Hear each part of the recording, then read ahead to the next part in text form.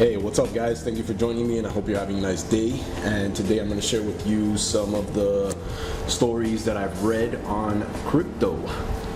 So the first one's going to be how multi-billion-dollar companies are entering the ICO market. On July 4th, multi-billion-dollar professional services firm Delia entered into a strategic partnership with blockchain infrastructure provider Waves Platform. The signed memorandum between Delia and the Waves Platform marked the first entrance of multi-billion-dollar conglomerate into the rapidly growing ICO market, which has started to attract both high-profile and casual traders globally.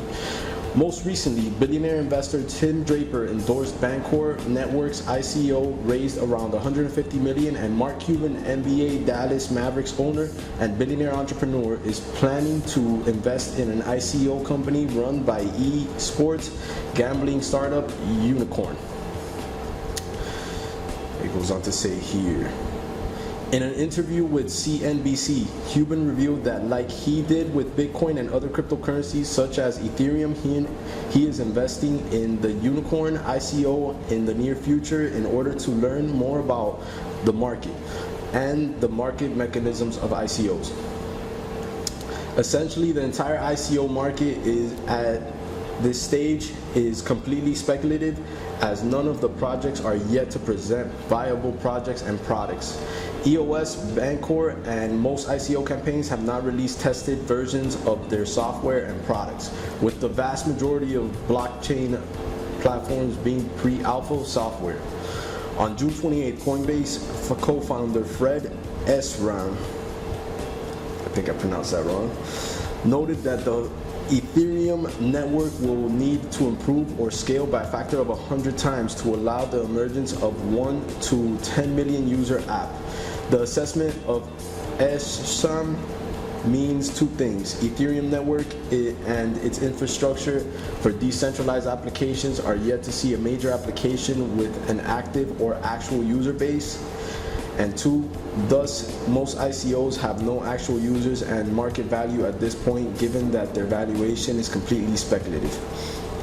So yeah, the way I feel about that is that ICOs are all completely speculative. Everything having to do with ICOs doesn't have anything tangible, and if you cannot use it and make money from it like the right way, then it's just a speculation. Like with Steemit, you could actually like invest your money and then get your money back in a blogging site, which makes perfect sense. And then yeah, I mean with I think Litecoin is trying to be a monetary system, and then Dash is also trying to be a monetary system. So those things have like tangible use cases. Alright, so the next one's going to be NotPetya ransomware extortionists are moving their ill-gotten Bitcoin. As reported by CCN, last week a global ransomware campaign using a strain dubbed NotPetya by Kaspersky Labs hit computers in over 60 countries and managed to receive over 4 Bitcoins, over $10,000 from it. The payout is significantly lower than expected. In May, a ransomware strain known as WannaCry managed to raise over $130,000 in Bitcoin from a global cyber attack. These recent payouts are relatively meaningless when compared to 2014's Crypto Wall ransomware, which managed to raise a whopping $325 million. NotPetya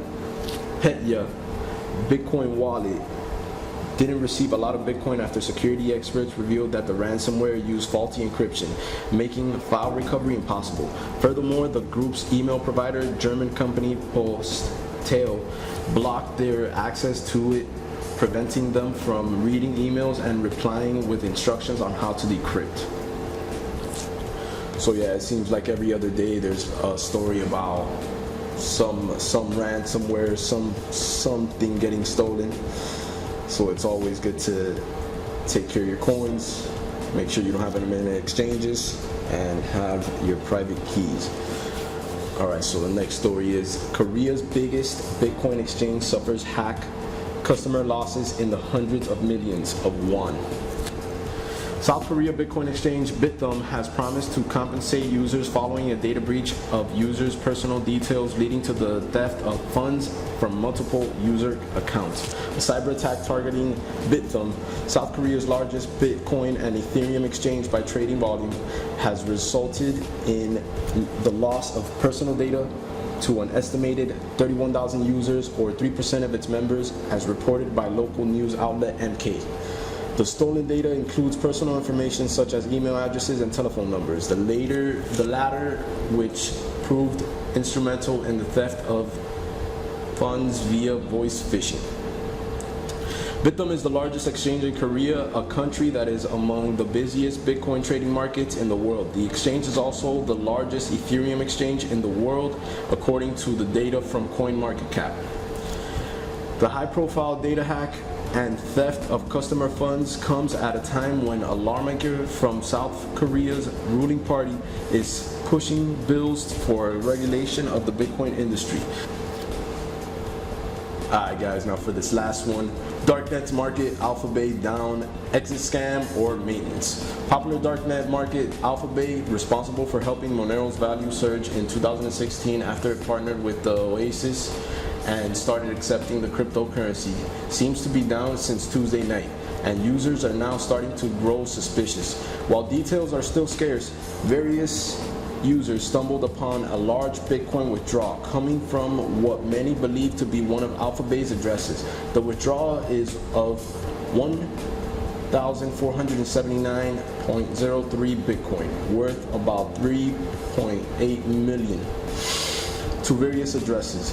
This, along with the silence of AlphaBay staff on the market subreddit, has led some users to believe we're witnessing an exit scam, a scheme in which marketplace owners shut down the business and keep users' funds to themselves. Exit scams aren't that uncommon among Darknet marketplaces. In 2015, a marketplace known as Evolve shut down, taking 12 million worth of Bitcoin away from its users. Back in May, another Darknet market known as Outlaw also allegedly pulled an exit scam on its users. At first, the website published a message on its homepage stating that it was hacked, but the timing for most users was a little off. So yeah, those were some of the stories that I read today, guys. If you liked any of them, please give me a thumbs up. I'm making the videos just to spread awareness about the cryptocurrencies.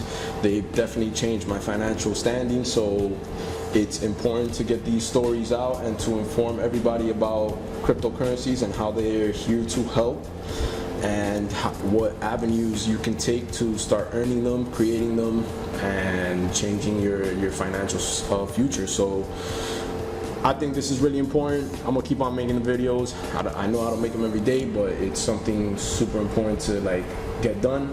I'm a procrastinator when it comes to that, but I'm gonna try to keep on making them. It's all good. I'm making bread regardless. So yeah, I'll see you guys in the next video. Peace.